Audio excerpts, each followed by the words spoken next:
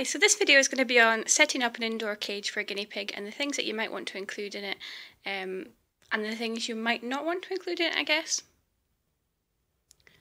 Okay, so if you're using a pet shop cage like this one, the smallest that you probably want to have for one guinea pig is a 100 centimetre cage, and for two guinea pigs 120 centimetres upwards. Obviously there are other kinds of cages. You can build your own, you can do a kind of set up where they're on the floor and you block off cables and things, or you can build yourself a C&C cage. It's very much up to you. Obviously in the UK, getting the supplies for C&C cages isn't easy, but I have found a really good website where you can buy them fully made up. You get the coroplast, you get the cage, everything, and I'll put that in the description below. Okay, so once you've chosen your cage, you're going to want to choose the substrate.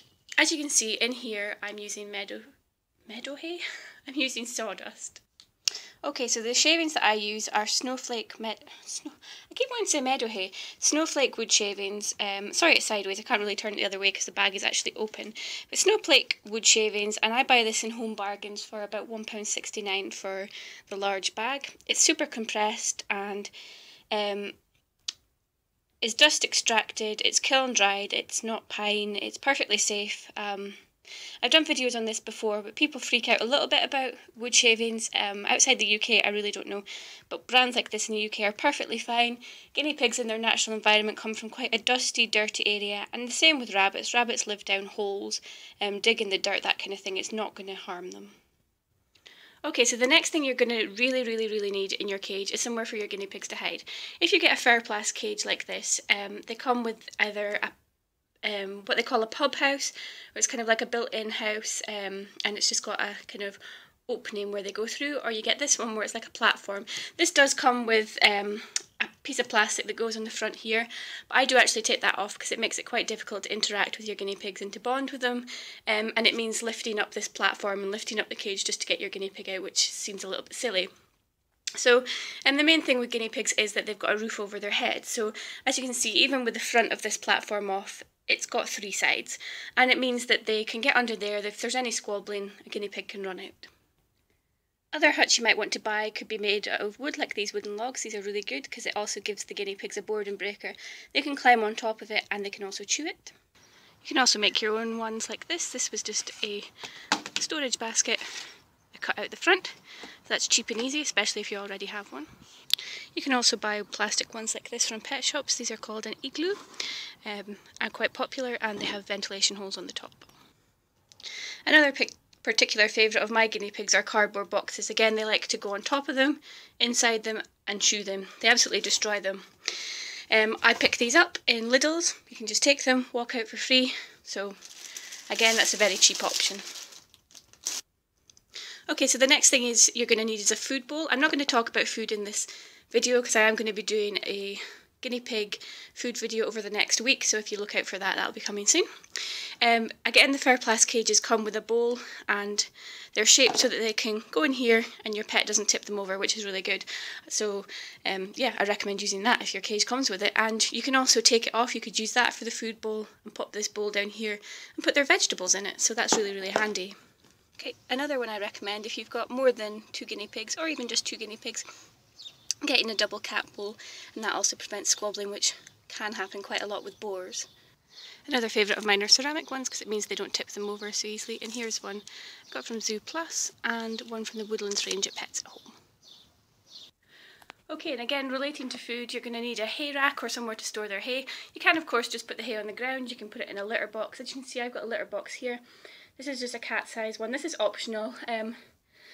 If you plan on litter training your guinea pigs, it's always worth a try. Girls can be cleaner than boys, but boys do litter train. I do recommend getting the shallower cat litter trays so they don't have far to go, and just give it a go. You never know. I've actually got a video on litter training your guinea pig. I'll put a link to that in the description box as well. So back to the hay rack. Yeah.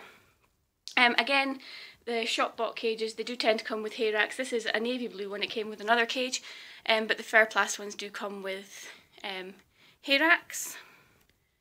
You can also pick up ones like these in pet shops. I think this one's from Pets at Home, and there is one by I think the Sharples and Grant range, which is slightly bigger.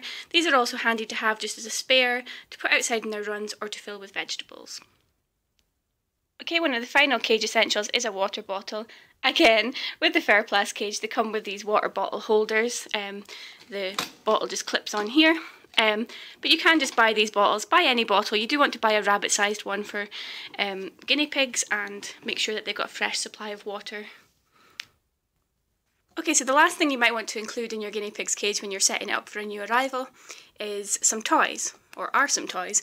This is a large cat ball. You can see it's got a smaller ball inside it. I actually just picked this up in Poundland.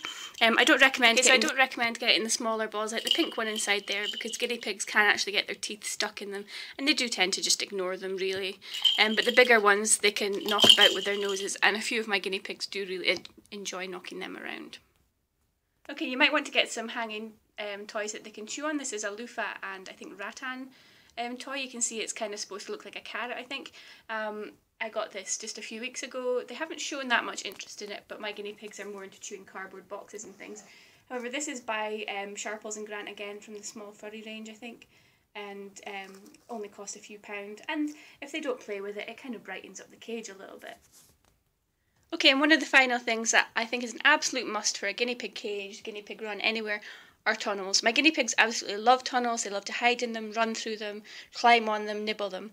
This is one, I think it's made by Small Pet. It doesn't really matter, you can look these up. They're the same as the bunny warren that you get in Pets at Home for bunnies, obviously. And then it's an expandable tunnel. So as you can see, this is it when it's expanded out, and you can just shape it into any direction that the guinea pig might want to go in. This is a little bit big for indoor cages, but these are great in their runs, and as you can see, they've had a nibble on it, which isn't the best. But these aren't very expensive either, and the guinea pigs really do love them. I think they like the noise of their feet running through them as well. Okay, you can also get these two types of tunnels. This is an edible log. It's made out of molasses and all sorts of lovely tasty things for guinea pigs, and obviously again they can go through it. If you've got young guinea pigs, they can actually get in and out this hole. A few of mine have done that, and as you can see, they chew on it. So it's kind of a boredom breaker, a tunnel, a hide, all in one. And then finally you get these cardboard ones. This one had grass on it and it's completely edible. The cardboard's edible. Again, they like to run through it and chew on it. So I hope that gave you a few ideas on some things you might want to do when setting up your guinea pig cage for a new guinea pig or just another guinea pig. Obviously there are different types of bedding you can use. You can use Megazorb, OBOs, fleece if that's what you prefer, wood-based cat litter, paper-based cat litter, anything you like. If you've got any questions about different ways to set up your cage or different things to put in your cage, just comment below and I'll get back to you as soon as possible.